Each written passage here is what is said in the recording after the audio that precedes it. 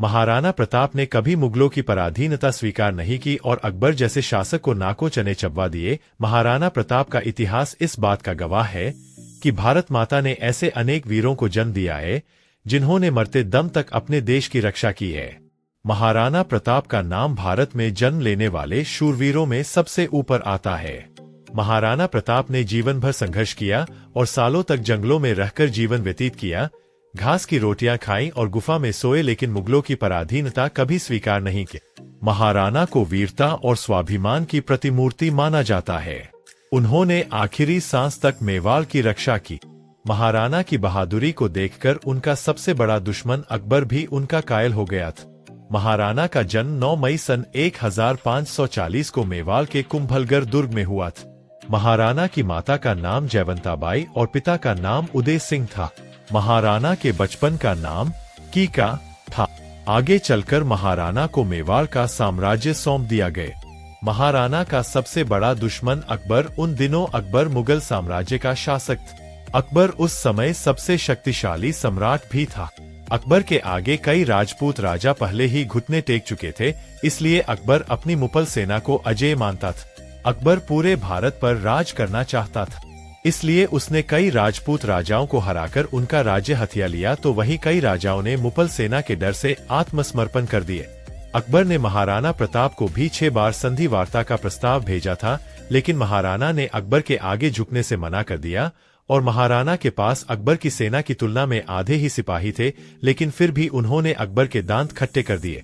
हल्दी घाटी का युद्ध इतिहास के सबसे बड़े युद्धों में जाना जाता है। 1576 में हुआ हल्दी घाटी का युद्ध बहुत विनाशक था। राजपूत और मुगलों के बीच हुए इस युद्ध में महाराणा प्रताप ने वीरता का परिचय दिया और अकबर का अजेय होने का घमंड भी तोड़ डाला। पूरे राज्य ने भी महाराणा का पूरा साथ दिया।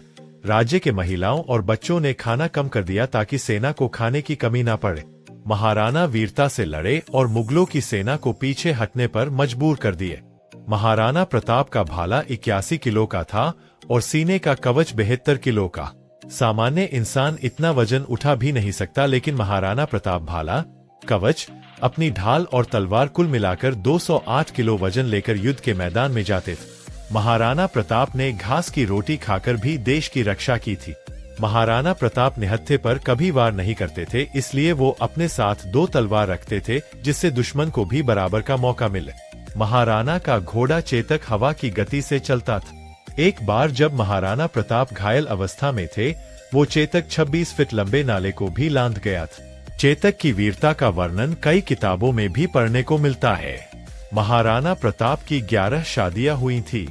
हल्दी घाटी के प्रसिद्ध युद्ध में महाराणा का सेनापति हकीम खान था, जो एक मुस्लिम पठान था। अकबर अपनी मुगल सेना को अजेय मानता था। हल्दी घाटी के युद्ध में महाराणा प्रताप ने अकबर का ये घमंड भी तोड़ डाला।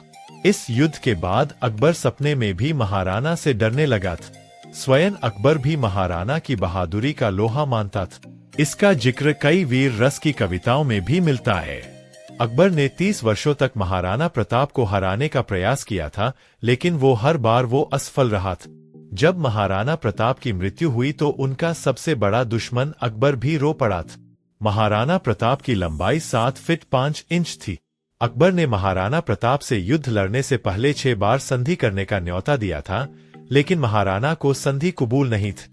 महाराणा प्रताप के पास अकबर की सेना से आधे सिपाही थे, लेकिन फिर भी 1576 के हल्दी घाटी युद्ध में महाराणा ने मुगलों की हालत खराब कर दी थी। महाराणा प्रताप अपने वचन के पक्के थे। उन्होंने वचन दिया था कि जब तक चित्तौड़ पर वापस कब्जा नहीं कर लेते, तब तक ना ही पलंग पर सोएंगे और ना ही सोने की थाली में खाना खाएंगे। हमें गर्व है कि हमने उस भारतवर्ष में जन्म लिया है जहां महाराणा प्रताप जैसे महापुरुषों ने जन्म लिए। हमारी ओर से महाराणा प्रताप को शत शत नमन है। अगर आपको महाराणा प्रताप के बारे में जानकारी अच्छी लगी हो तो वीडियो को लाइक और चैनल को सब्सक्राइब जरूर करें। धन्यवाद।